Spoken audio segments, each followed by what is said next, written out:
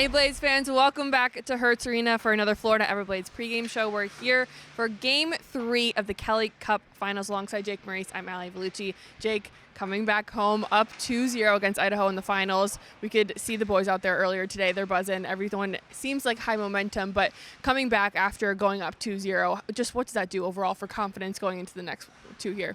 I mean, it's at the highest it's been all season, right? You're 2 wins away from a potential back-to-back championship situation, so it feels really good. And you've got 3 games in your own barn, same way the Everblades got it done last year. Hopefully we can get it done in one less than last year, too. That would be pretty nice. But, of course, Idaho's an excellent hockey team, best team in the regular season. They've been playing great hockey in the playoffs, and they had their opportunities, particularly in Game 1 overtime. They had their chances. But Florida, right now, they are at the highest level of confidence they've been all season, and you can see it everywhere. You already said it, but Idaho was the best team during the regular season. Florida didn't really know, I don't think, a ton what to expect coming into this. They don't play them during the regular season. We didn't see them all year, so you're going off of basically analytics and video at this point. What has Florida excelled at that has really let them control the past 2 games and maybe going into this what they're going to focus on more here? Well, they were very quick to get to know the Steelheads. There was no feeling out process like we usually see when teams play each other for the first time in a while. You could see both teams were just ready to go. They understood it's finals time. And Florida quickly realized that Idaho plays a similar style of game to the Everblades. What would you expect from 2 teams in the championship? Right. They're going to be similarities. And Florida quickly adapted to that, found openings, found ways to exploit them. And they were able to quickly figure out exactly how Idaho likes to press the attack. Idaho's defense are very mobile. They're very good at stretching the puck up the ice.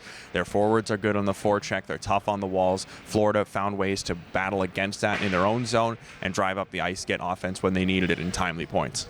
More special teams talk. In Game 2, Florida was 5 for 6 on the PK, essentially shut them down, and 1 for 2 on the power play. Do you expect to see any adjustments? Going to keep the same rhythm here, or are we going to see some things change? Well, I think one thing that'll change is they're going to want to shorten that deficit. I mean, giving your opponent 6 power plays, only getting 2 for yourself, that's not the greatest. So discipline is going to always be key for the Everblades, especially in their own building. When you're going to be able to feed off the crowd, you want to use that in a positive way and not keep going into the box. But Florida has power play goals now in 4 straight games going back to the Eastern Conference Finals. Their power plays feeling the best it's felt all throughout the playoffs, getting goals from different players too in different looks. Game 1, it was a rebound. Game 2, it was just a beautiful one-timer from Calder in the middle of the slot. So getting different looks is great, seeing them succeeding like that. And on the PK side of things, talked about discipline, obviously that's going to be important. But when you're on your PK, making sure that you can win that opening draw and then stand up your own blue line, make it hard for Idaho to get back into your zone, waste their time, and you're going to take a lot of opportunities away from them through doing that. Some standout players so far. Logan Lambden, I mean, guy's just on fire. What has he been doing that has really set him apart and made him stand out and put him in those positions to get these kinds of points? He's been going to the right spot and making himself open. I mean, the 2 goals that he scored, first one, set play off the draw, Pendenza right back to Lambden, quickly picks his spot, fires it, doesn't waste time settling down the puck on his stick, just gets it to the net and gets it in. And then on the one he scores with 5 seconds left in period 2 to give the Everblades a 2-goal lead, definitely for me the goal that really changed the feel of that game. He just puts himself open up the ice, gives a clean pass for the guy back in the zone, and makes sure that he has the defenseman beaten by a step.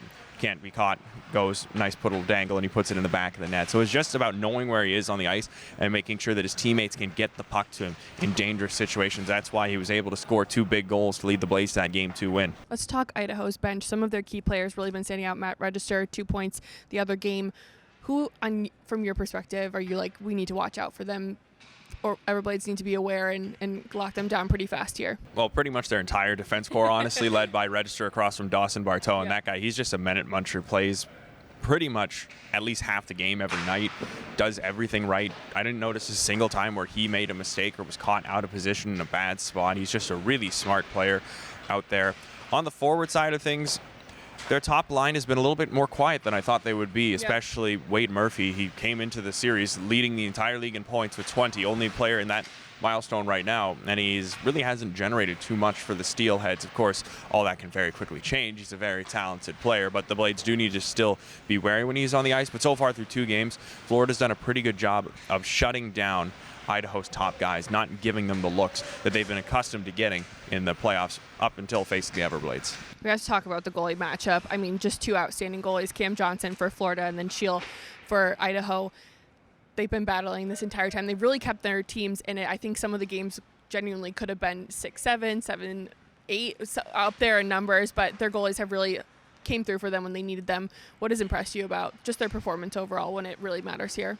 They're calm. They don't lose their cool at all. They stay collected. They're willing to get into some battles in front of the net if they need to. They're not going to just let everyone else do the work for them. They'll get involved in that kind of stuff. And they're just two goalies. We talked about confidence earlier. Cam Johnson right now. Very confident. His confidence is he might be the most confident guy on the team right now. Probably. With the way he's playing and the way the guys are playing in front of him. He knows he doesn't have to make 36 saves on 37 shots to get the Everblades to win.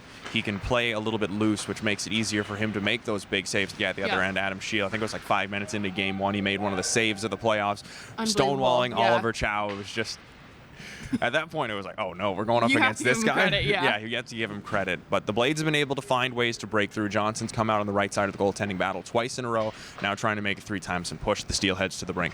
All right. More of our playoff pregame show magic. Jake, do you want to go first? Well, putting me on the spot, huh? I'm going to go with Joe Pendenza. Had a really nice face-off win, set up the Lambton goal that started things off for a good second period in Game 2.